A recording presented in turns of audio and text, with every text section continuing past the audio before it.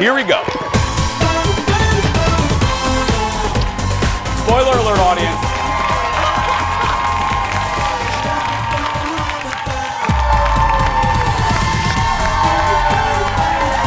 Hi, everybody. Happy birthday. Happy birthday. I love you. Hello, everybody. Look at this one. Look at this one. Come here. Come here. Look at the sash. Look at the sash. She's 50, everybody. That's right. Good morning, Robbinsdale, Deep Haven, North Oaks. That's right. I'm 50. That's right. Thanks for being here, everybody. Grab some coffee and let's get this going. Here we go. Good morning. Whoa, it dipped. Did you see? It dipped. We thought the audience, if we thought it was over, it dipped and then it came back up again. Yeah. Ladies and gentlemen, please give a warm welcome to my sidekick sister. It's Miss Kendall, everybody. Hello. Hi. How you doing? Happy birthday. Happy birthday. Happy. We have a lady over there celebrating. I'm just gonna say she's 20. She's celebrating a birthday with us. There she is, right there in the front row. How you doing? I'm good. It smells like, I wish we had smell-o-vision. Yeah. It smells so good in here. It does. And look, I want you to watch every day. On behalf of our staff, we appreciate you that you watch in such large numbers. But today, I'm not kidding.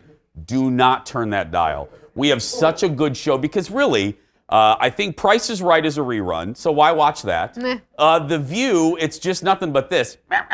And then, but here, listen to what we have. We have a burger battle. We have a culinary fight club. Yeah. Yeah. And then Brad Pitt might come. We that's don't know. right. We might, yeah. If only. And then get ready. As David Letterman once said, hold on to your wigs and keys. Producer Ted, when he was a wee little Ted, all he dreamed about was being in a Hallmark Christmas movie, okay? He visited the set of a Christmas movie being filmed here in Minnesota, and you'll find out, he might be in it. He might be in it.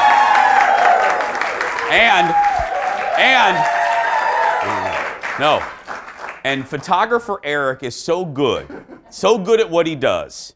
We could never do the show. If photographer Eric left, this would be called the Audrey Show. I would leave because that's how good Eric is. Who's Audrey? That's who would host the show if I left, yeah. It would be Audrey, it would be Kendall and Audrey, weekdays at 10, you know? Who's Audrey? I have no idea. I made up a name, Kendall. But Eric is so good, for your viewing pleasure, he has made a movie trailer for you of Ted in this Christmas. That's right, yeah. Again, you're not going to find this on The View. No, you're not going to. Hey, I'm so bummed. Now, you guys know that I feel like a Minnesotan now. I moved here 23 years ago, so I'm a Minnesotan, but my birthplace was a town called Michigan City, Indiana. Oh. Holy crap, is there somebody from Michigan? Are you from Michigan City? Oh! What? What? You're from Michigan City? Oh, we're the only two people from that town. It's just us. No. Michigan City, for people that don't know, if this is Lake Michigan, okay? That's Lake Michigan. Here's Chicago. There's our town right there on Lake Michigan, okay? Now, Michigan City, we didn't have an amusement park. You know, we had Great America, Six Flags Great America, right outside Chicago. But in Indiana, we had Indiana Beach, which was an old school amusement park. You know, it's been around for 94 years. Oh, wow. It's closing. Aww. It's closing. Now, the reason I bring it up is everybody, if you live here, maybe Valley Fair is in your memory bank. Yeah, Valley Fair. And also, wherever you grow up, your local television, there's always a commercial in your childhood with a jingle that you remember, okay? Mm-hmm. Now, as my friend up there will know, the commercials for Indiana Beach had a jingle. and the song was called More Than Corn. And did she not remember that? You know, no, so in honor of the closing of Indiana Beach, I will now perform live the Indiana Beach jingle.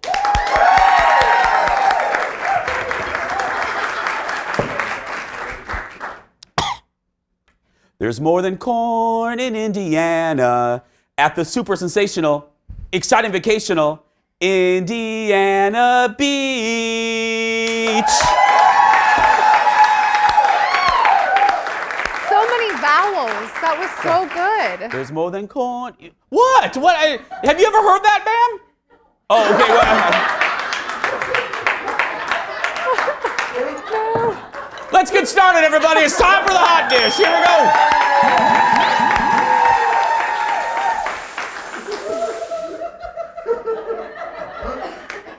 Check her identification. I don't know if she's really from Indiana.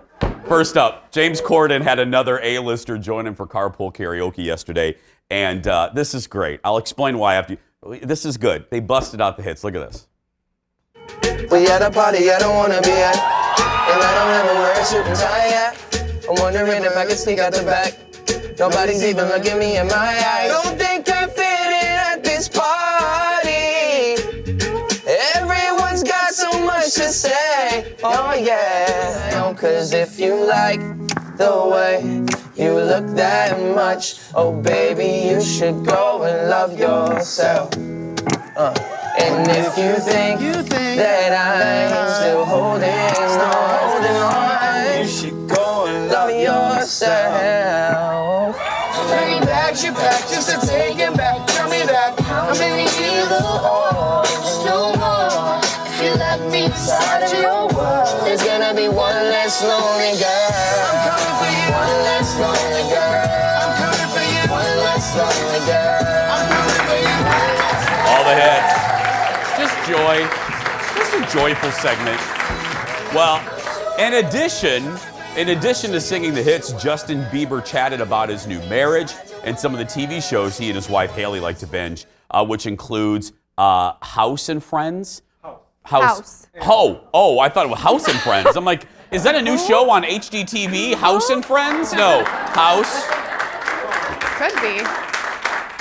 He watches House, which used to be on Fox, and Friends. That's right, yeah. I'm just taken with the woman from Michigan City. I can't, yeah. Now, you may remember the internet lost its collective mind when they saw that James and Justin were being towed while shooting this bit. Remember, everyone was freaking, oh, carpool karaoke's fake. No, it's for safety reasons. James admitted he only does that when he would be too distracted to drive. Here's that part. What I think is you and I should make a definitive yummy choreography TikTok dance right now. So I think we should start off, right? That yummy.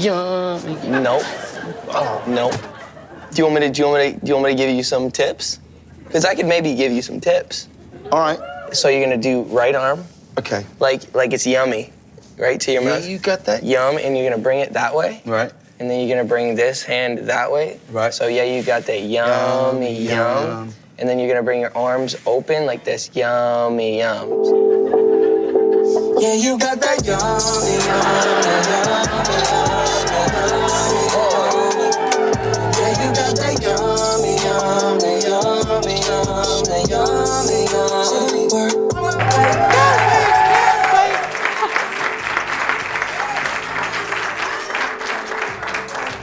I really do hate that song, but I like it in this.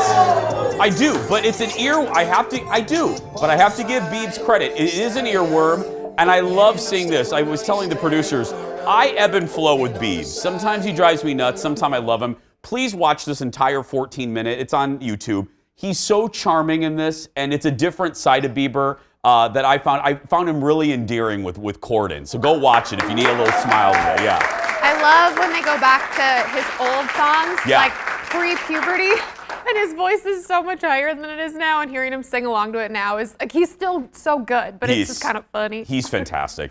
Next in the dish, the woman who played Lisa Turtle on Saved by the Bell speaking out after being left off of the show's reboot. Lark Voorhees was on Dr. Oz and talked about not appearing on the reunion, but admitted, or I should say admitted, it's like you did something wrong, revealed her bipolar diagnosis played a role. Look at this. I know you wrote something, an entry, that if it's okay with you, I'd love you to share. It's very powerful. All right. And it reflects some of your thoughts about not being invited to participate. Oh, I see. Okay. It reads, this is in question to the reunion, I have to admit, I did feel a bit slighted and hurt when I was not invited to be part of the Saved by the Bell reunion, as well as other cast members' events. Yet, of course, I also realize that having this puzzling disorder may have played a major part in that factual decision. With that in mind, I am truly thankful for having had the chance to work on a show that has been so successful. There she is. There's Lark right there. There's Lisa Turtle and Zach. Lark went public with her bipolar diagnosis in 2012. I really hope, I'm a fan, this is my generation. I love Saved by the Bell. I really hope that the diagnosis had nothing to do with it. You know what I mean? That's sad. I mean, she looks fantastic. She's, I'm sure she can still act. And let's be clear, even if she can't, that show's really not about acting. You know what I mean? It's like,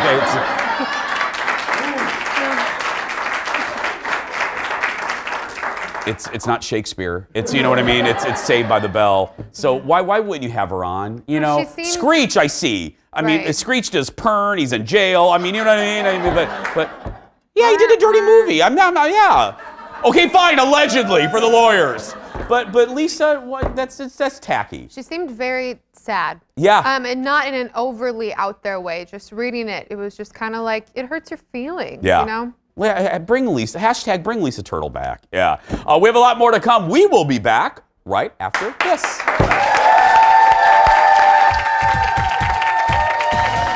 Don't touch that dial. We have so much more coming up. I'm unveiling another best thing ever. This one comes from our friends at HBO, and it is a show that I look forward to every week. Find out what it is. Then, get ready. Producer Ted is crashing the set of that Christmas movie being shot here in Minnesota. Will his dream of being in the movie come true? And the first rule of Fight Club, you don't talk about Fight Club unless you're on the Jason Show. I'm making this dramatic because we are getting a peek at the Culinary Fight Club's blended burger battle. What is it? You'll find out when we return.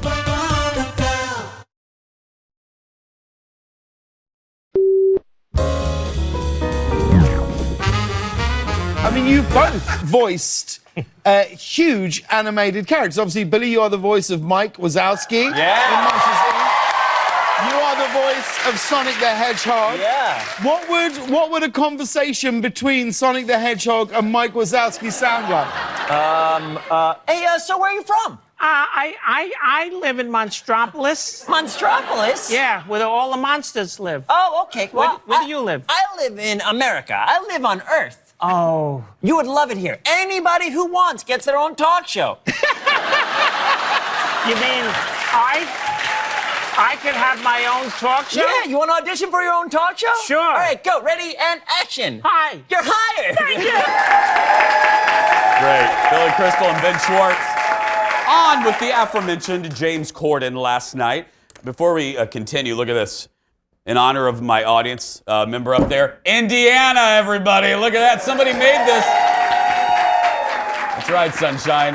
This was made for me. Look at that. There's, ma'am, right? There's Michigan City right there, right at the top there.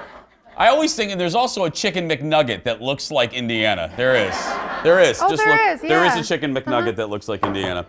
More late night for you. Dwayne Wade was on Andy Cohen last night, and he played Andy's Plead the Fifth game and was asked about his wife, Gabrielle Union, and the movies that she's been in. Look at this.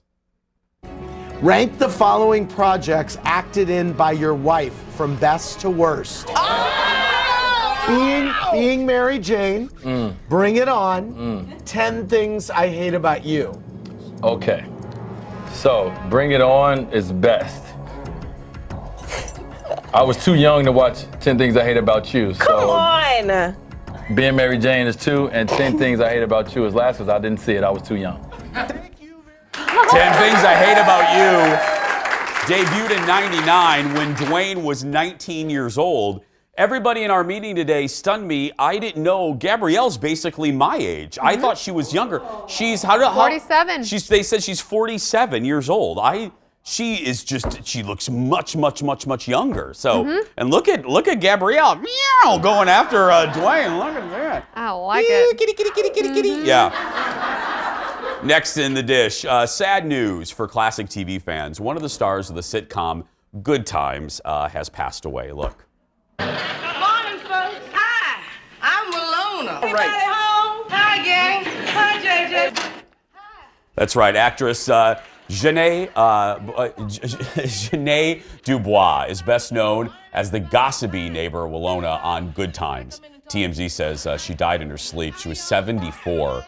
Dubois shared a lot of scenes with a very young Janet Jackson on the show.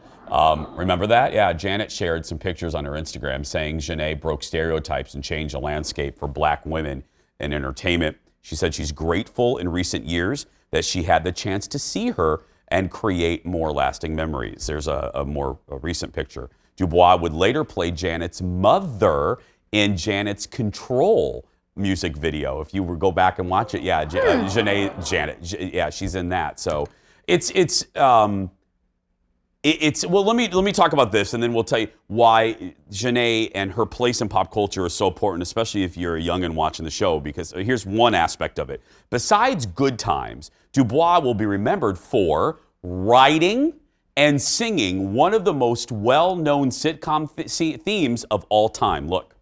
Well, we're moving on now to the east side, to the deluxe apartments in the sky. That's right. That's moving on up from the Jeffersons, which ran for 11 seasons on CBS. And you know me, I can't tell you where Uzbekistan is on the map, but I can tell you pop culture knowledge until the moon turns green. It's a fun little circle here. All in the Family is one of the most spun-off shows in TV history. So follow me here. Maude is a spin-off of All in the Family. These are all Norman Lear shows. Maude was a spin-off of All in the Family. Good Times is a spin-off of Maude. Esther Roll, who was in The Mother in Good Times, was the housekeeper for B. Arthur's Maude character. And then, so it's all in the Norman Lear universe. The reason I bring that up is Norman Lear and Ja'Net were in the hallway, and Norman said, hey, you're on Maude, now you're on Good Times. I'm getting ready to do a show, another spinoff of the All in the Family called The Jeffersons. You should write and sing the theme song. So Ja'Net went and wrote that theme song, performed it, and now every poll that's ever done about theme songs always ranks The Jeffersons as one of the most popular theme songs of all time. And that theme song that had a 35-member chorus backing her up, yeah. And one of the gentlemen that is another backup singer worked with Michael Jackson on Wanna Be Startin' Something. So there's a whole bunch of nuggets within that. But you got to keep in mind with The Jeffersons and Good Times, the reason it's so important and the reason we're talking about it today, in the 70s and 80s, you would turn on ABC, CBS, and NBC. You didn't see the black families reflected back at you. Diane Carroll had her sitcom in the 60s, but Good Times was really the first sitcom, if not the first, to show an entire black family with a black cast. And Norman Lear broke that barrier. And now it's like, well, of course. But back then, it was a risk for CBS to do it. And it paid off. Way to go, CBS, back then. Yeah. Ja'Net DuBois. Next in the dish, Ben Affleck is opening up about his personal life and what he calls the biggest regret of his life. He told the New York Times, read this interview in its entirety if you can. He told the New York Times that his divorce from Jennifer Gardner is his biggest regret. He says his drinking was relatively normal until the marriage started to unravel, and that's when he started to drink a lot more. The two, as I know a lot of you know, have 3 children that they still co-parent. Ben was also set to direct and star in The Batman, but stepped down from the project in 2017 when a friend told him he would likely drink himself to death if he took on that role. Robert Pattinson is going to play Batman in that movie. But this is a different side of Ben, and we were talking about it. It makes me sad because he just seems sad, right? Mm-hmm. It just he seems so very sad. Heavy. Yeah, like, heavy. Yeah, like he's carrying a lot of burdens on himself right now. It is sad. It's and you look at Jennifer Garner and you know social media only shows you only show your best aspects of yourself on social media, but you look at Jennifer Garner's social media and you know she's good, you know she's a sweetheart, you know she's a good mom and a good wife, that you kind of go, oh Ben, what did you do? You know what I mean? Because they were great together, and I bet he looks in the rearview mirror of life and thinks to himself, you know, but it's a demon. I mean, you know, my dad suffered from alcoholism. It's a demon that you have to grapple with, and I have empathy because he's one of my favorites. I love Ben. Yeah. Who doesn't love Ben Affleck? And I think women that go through things, I mean, obviously I'm not a psychologist, but a lot of times we can talk a lot more easily about what we're going through. We're women, we chat a lot. Yeah. But with someone like him who already seemed to be kind of a stoic guy's guy, I can imagine when that was happening, he didn't open up, so that's what he did. Yep. Next in the dish, breaking up is hard to do, as we just told you, with Ben and Jen. And according to a new study, it's become even harder these days thanks to social media. Researchers at the University of Colorado found that Twitter, Facebook, and Instagram have made it almost impossible to move on from your ex because you're constantly being bombarded with reminders. Apparently, unfriending or unfollowing that person won't do the trick because you'll still have all those old pictures popping up, mutual friends with photos with your ex, and you'll likely give in to temptation and look at their photo every so often. Yeah. I read this study and I went, yep, because I remember breaking up with my ex before Colin, and I thought, oh, I'm gonna have to write on Facebook. You got to remove that relationship thing, you know, where it says in a relationship, you got to remove that, and then when you do, it sends an alert, and then everybody's like, oh, what's happening? Da, da, da, da, da. It's a nightmare. Yeah. It is a nightmare. I mean, same thing. I remember doing all of that. Luckily, it was still early enough in Facebook that they didn't have the, oh, remember this was you 2 years ago, updates all the time. That's what really's got to kill people these days. Yeah, if I would go back, if I would go back in time, I don't know. I would maybe do a little bit of the Dolly Parton thing. I don't know if I would make Colin and all of my relationships as public as they've been. You know what I mean? Just to protect him. Right. If you go to, Colin keeps everything pretty private on Facebook, but social media makes all really, because when you stop being friends with someone, it's like, oh, I'm going to unfriend them, and then they get an alert, and it's just. Yeah, it's a messy situation. It's a messy situation. Still ahead, everybody. Producer Ted finds his way onto the set of a Christmas movie, but will he make it actually into the film? Stay tuned. And then there is a burger battle brewing in the Twin Cities. A local chef will join us to talk about the Culinary Fight Club event that is happening next week. We'll be right back, everybody. Stay with us. Fight Club.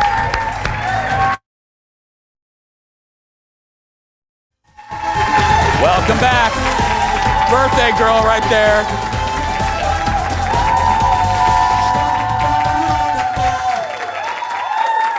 Welcome back, friends. Over the past few weeks, the Erickson Farmstead in Isanti has been transformed into the movie set for Christmas in Farmstead. And when our resident Christmas movie critic producer Ted found out about this, he had to go by, and that means, ladies and gentlemen, it's time for the latest edition of America Loves Ted. Now, usually, when I watch Hallmark Christmas movies, I'm on my couch, and it's on the TV.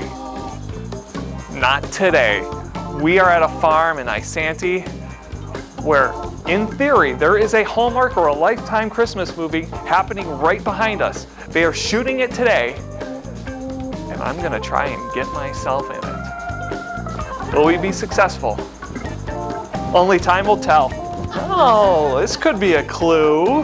Got their Christmas decorations out. Or did they just forget to take them down? Maybe if I disguise myself as a Christmas tree, I can get in. We can't go inside because apparently they're shooting a movie in there. Who would have thought? There's the generator, but I found some stuff, some clues. There's this ladder, there's a stand here, this thing, heavy equipment, lights, a wheelbarrow. Sherry, the production designer. Sherry, what goes into making a movie like this? So we have a crew that does both art, my department, and lighting, but a big part of it is nature collaborating with us. So you can see the beautiful snowfall we have here.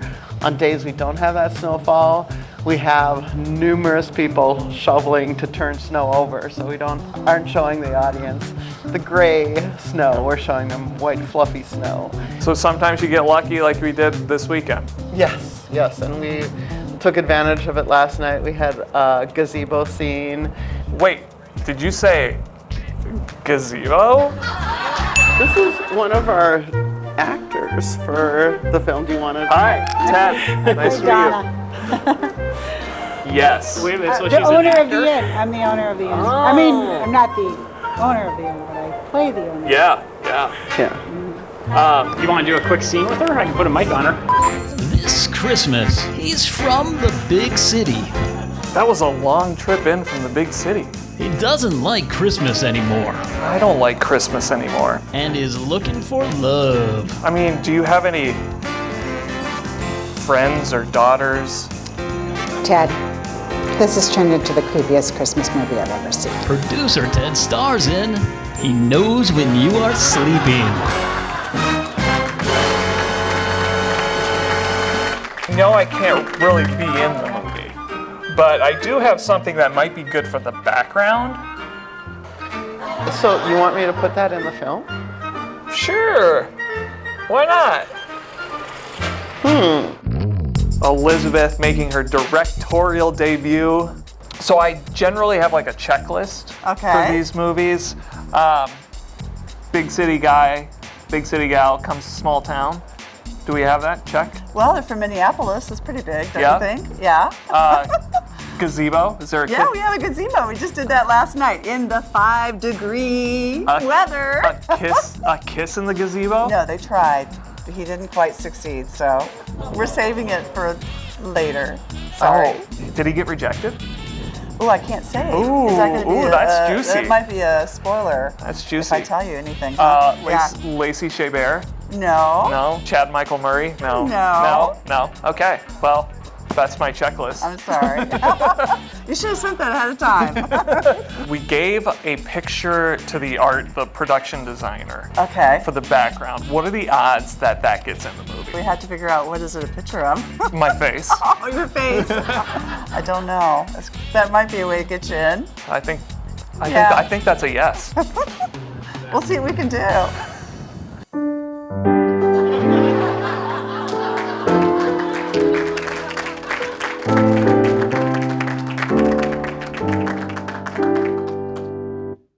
That's it. You got in, Ted. Hopefully. Producer Ted joins us from our control room. Okay, how exciting.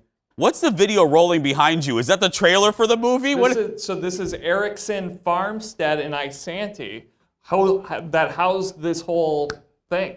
So this is their little promotional video. They were very great to us not to call the police on us. Oh, that's good. Yeah. Was the director looked a little like the prop woman? The prop director looked like she wasn't scared of you. The director looked like she was a little scared of you. I think she was either afraid of me or afraid of what Eric might say. So she had fun. But she very much said, "You cannot physically be in the movie." Oh, she did. Oh, really? But who knows about the picture? But the picture you placed on the set when you left. Do you know if it was still there? Did we leave a copy of your photo? They have it. They have it. And the production, the art director could use it in future movies because that might go into her repertoire. Ted, seriously, how great would it be if you kept popping up in all of these movies? Amazing. Think of Ted, I know I'm preaching to the choir. Think about the free publicity that they would get. Oh, yeah. Like, who's that guy on the shelf? It's Ted on the shelf. Instagram story up in another movie. Another movie. Producer Ted, everybody. Thank you. Oh. I'm not kidding. Why wouldn't you put Ted in that movie? That is just fantastic. Still ahead, everybody, I'm talking about my latest best thing ever, and it's a show on HBO based on a Stephen King novel. I'll tell you what it is when we return. Back after this. Stay with us. Put Ted in the movie. Welcome back, friends. Welcome back. Kendall, welcome back. Thank you. Good to have you. Welcome back to the show. One of the questions I get asked a lot is, how do you win so much on pull tabs? And what's a good... I lost a lot last weekend, though, so yeah. We were not lucky. Anyway, also I get asked, what's a good show to binge, Jace? Well, I have a great recommendation, and I'm naming it my latest best thing ever, everybody. Yes. The show I am loving right now is The Outsider on HBO, and it is, so, right, Aaron? So good. It is a series based on the best-selling book by Stephen King. If you don't know anything about it, and that's probably a good way to go into the show, here's a little bit of the trailer. The evidence and the counter-evidence, I'm struggling with that. Where are you going with all of this? Is that Terry Maitland, 70 miles away. The same day, the same time as Frankie Peterson was murdered. A human being cannot exist in two realities at the same time. I didn't kill that kid, Ralph. When the facts are filled with coincidences, don't dismiss those coincidences. I have no tolerance for the unexplainable. Well then, sir, you'll have no tolerance for me. So good. So very good. The Outsider follows, as you see in the trailer, an investigation into the murder of a young boy, but things take a turn, a capital T turn, when some supernatural elements start to kind of pop up in the story. It stars Jason Bateman and Oscar nominee Cynthia Erivo. Jason Bateman not only is a star of it, he directs, I believe, a couple of the episodes. You know what's brilliant about this is I love, I'm not a, you know this, I've said on the show, I don't like procedurals. I'm not a Law and Order kind of guy, but I do love True Detective, also on HBO. And what I love about this show is sometimes Stephen King adaptations can get a little hokey. You know, they take it a little too far, and it's a little like It. I love It, but it got a little comical. What's brilliant about The Outsider is they take this novel, which, by the way, he only wrote in 2018. This is a fairly new novel for King. They take it and they treat it very seriously, like True Detective. The tone, the way it's shot, the acting, it's not hokey. It is very serious with threads of supernatural elements, which adds some believability. It is shocking. It is surprising. Like any good show like this, any good supernatural, there are a lot of twists. You really have no bloody idea what's going on in the first couple episodes. You're like, what's happening? Why is Jason Bateman involved? How was he involved? It's shocking in some episodes too. So True Detective sometimes to me would get super gory. Like I remember the first season being, is this at all like that? Great question. There are some elements of gore, I will tell you. Almost right off the top. But don't let that, please do not let that deter you. It's not gratuitous and it's not exploitative. It serves the story very well, but that's actually a really good question. So just work through the gore a little bit. It's like I said, but it's like true. It's not all the time, but there are elements, but it serves the story. There's a purpose for the gore, and you will see. You'll see. Is this a limited edition, like Unbelievable, or is this we don't know. They said this is season 1. I don't know how they're going to stretch this out into multiple seasons, but right now this is season 1. That's what HBO says. Okay. It's so good. You will love it. You will Yeah. get wrapped up in it. You'll get wrapped up in trying to figure out what is going on. Yeah. Huh. Wait, sorry, I just have one more question. So when this show, is it once a week does it air? Once a week Okay, on so it's HBO. not like Netflix where I can just go on and binge it. Nope, once a week. Oh, okay. On HBO. The Outsiders, my latest best thing ever, everybody. Coming up, we're chatting with a local chef who is gearing up for an epic burger showdown. When we return. Epic.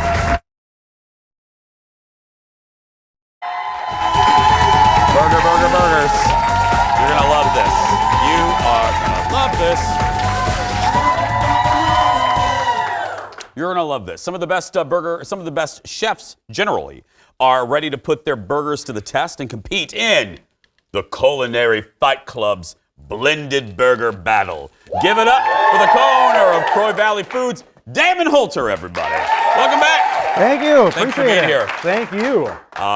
There's a bun I want to talk about. You're going to talk about. I just heard about it in the commercial break, and I'm trying to. I want to just put that whole thing in my mouth. But first, tell me, what is this? I kind of explained it there, but flesh it out for us. What's this? What's the burger battle? So Culinary Fight Club is an organization that holds different chef competitions all across the country. And these are timed battles where local chefs will go up against each other in a timed competition trying to create the best dish they can. The one that we've got here in Minneapolis is next Monday at the Lumber Exchange, and it's a blended burger battle. So there's going to be 10 different chefs all competing to create an amazing burger. And the deal with a blended burger is that the blend of the meat has got to contain 25% mushrooms. So it's a healthier Because I was going to blend. ask you, I thought I knew what it meant by blended burger, but for the audience, what the, okay, so it has to be blended. The blend has to contain mushrooms. Mushrooms, right. And I've got an assortment of mushrooms right here. These ones, this is actually one of our sponsors for the event. This is Forest to Fork in St. Paul. So these are all locally grown mushrooms. Things like lion's mane and maitake. Look at these. Look at these blue oysters right here. That's beautiful. They just picked these yesterday. That I mean, they are fresh, phenomenal mushrooms. And all of the beef that we're going to have is local as well. That comes from Revere Cattle Company in Olivia, Minnesota. So they're trying to incorporate with these events, a lot of local chefs, local suppliers, and it's all in an effort to raise money to fight hunger. Now we're going to put together. We're going to assemble a burger in a minute, Yes. but as we were finishing stirring here, fundamentally, in your opinion, every chef has their thing. What do you think makes the best burger? Is it inventiveness? Is it the cut? Is it the meat? Is it the mix? What is it for you? I think, honestly, it's about being creative in the kitchen because it's all about taking the flavors that you like and putting them onto a burger. It's a blank canvas. Yeah. You can start with any sort of protein as long as it incorporates the flavors that you like, whether it's Italian, Greek, Mexican. Being creative and really doing a fusion of flavors with random ingredients is really what makes it sing to the person that's eating it. Okay, what are we making? Okay, so this one right here, this is what I call my No Place Like Rome burger. This is an Italian-inspired dish. It starts out with this, and this is what you were asking about earlier. This is a ciabatta bun, right? So, Italian in nature to begin with, but what we do is we tempura batter it and then deep fry it. And it elevates, that crust that you get with like a toasted bun. You're getting this all around the entire burger. So battering and deep frying buns is really cool. You can add cheeses to them, seasonings. So that's what we're starting with here, okay? So I'm gonna make you a burger, right? And I think a bun, I think a bun is almost as important as the cut of meat. Absolutely it is. Yes. Absolutely. You've got to have a nice balance of meat, ingredients, and that bun to make the entire thing really pop. So this ciabatta bun here, like I said, it's been battered and deep fried. Okay. I've got a blend here that is an Italian burger. It has some Parmesan and Asiago cheeses on it, but the blend there is 25% mushrooms, and the rest of the meat is about half and half pork and beef, and then I've seasoned it with some of the Croy Valley seasonings here. Which I love, by the way. Oh, yes, good I stuff. love. Yeah, you have good stuff. You have good spices. Thank That's you. Right, yes. Thank you. I've made a pesto aioli here, really, really simple. I'm actually going to put that in the bottom bun here. So this is pesto, and it's an olive oil-based mayo, so you don't have to make your own aioli from scratch. This is a really good, easy substitute. We'll throw on a little bit of shredded lettuce as well, and really, it's all about putting any sort of toppings on here you like, right? I like the texture. I need crunch. I need the yes. Have some different elements, and then we've got a homemade marinara sauce that goes right on top of that. Really, again, drives home that Italian flair and Italian flavor, and you're done. I mean, that's the burger right there. Really simple, easy to do. I am so I can't even stop. I can't even. Are we making another one? Well, I can certainly dish up another one. You tell me what you would like here. Well, now. I was gonna say we have all this stuff. I know mean, we've got all sorts of fun stuff. Kendall's over there literally salivating. So I mean, So what I've got arugula. There's sautéed mushrooms. There's a maple bourbon bacon jam. You've got crispy red pepper straws. There's some crispy fried onions. You tell me what you want, or Kendall, you tell me what you want. We'll throw it on there. You come on over. Come on, Kendall. We have about 45 seconds. Place your order. I definitely want this sauce, Okay. and I want more mushrooms. Aioli, mushrooms. And I want the cheese. Okay. And I want the arugula. Okay. Why don't you just say put everything on the burger? I mean, yeah. Oh, what's this? Red onion straws. What's that? No, I'm sorry. That's red pepper straw. That's onion strips. I want those. Okay. We're gonna do it. More cheese here on this burger here too. And this is the same type of bun too. Aren't you excited about the bun, Kendall? Yes. It smells good too. We should add that. She wants some tomato sauce too on Okay. that. Anyway. All right. We'll do that too. Give it up for Damon, everybody. So, if you want to go to the event, and I know you do, just go to culinaryfightclub.com. Culinaryfightclub.com. And if you miss this, we're going to post this on our Facebook page a little bit later. Kendall's going to have lunch, and we're going to take a break. We'll be right back, everybody. Back after this. Thank you, my friend. That was fantastic. Thank you. You want to dig in?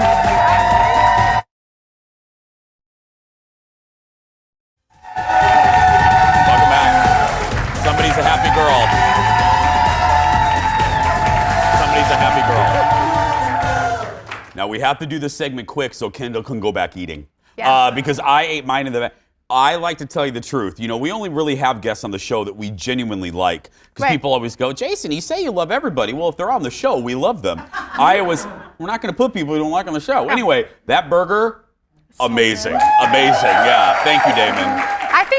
I don't know. I love mushrooms, but I think even if you don't like mushrooms, you would like it. Yes, I do. you would. Hey, come see our show. Getting tickets is really easy. Just go to our Facebook page, click that ticket tab right below the cover photo. You're in by 9:15, you're out by 11:15. We would love to see you, and we will see you on the other side of this. Stay with us, everybody. You may return.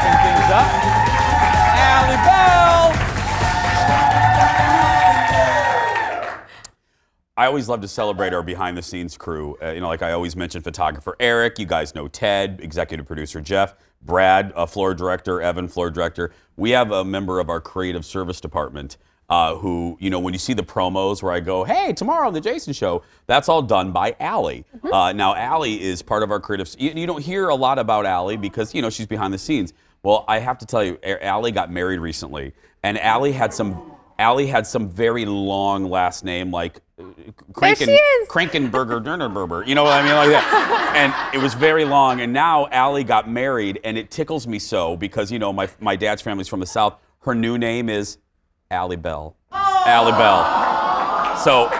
So every day Allie just walked in the studio, and I go, "Hi, Allie Bell." I love it. I told her. She looks like she should work at a particular restaurant that I know. You know what I mean? She looks like, very Southern. Hi, Allie Bell. Hi. I love it. Anyway, you made a good point because you say the most email you get is about people appreciating the fact that you're like a girl's girl. Like you eat on TV. You're not so dainty. You're not. You're not dainty. Yeah, I eat, and we both were raised in households where if you didn't eat what mom and dad gave you, sorry. Yeah. Oh. So it was a way to be not only grateful and gracious about food, but also to try things, Oh yeah. My mom would be like, well, that's all I'm making. Right there. Sorry. See that rice-a-roni? You better eat a roni or you're not going to eat it all. Yeah. Tomorrow on the show, our good friends Heather and Brad Fox are joining us. I love them. They're going to help you get your house ready for the spring housing market. Yeah, their show on HGTV is so good. Yeah, I love them. And they're the nicest people. And so are you for watching. That's going to do it for us today. If you are watching and you're a kid that's being bullied, I want you to go out there and be yourself. Thanks to my friend celebrating her birthday in the audience today. Happy 50. And much love to my friend James, who's watching. I love you, James. Thanks for watching. Have a great day. We'll see you tomorrow.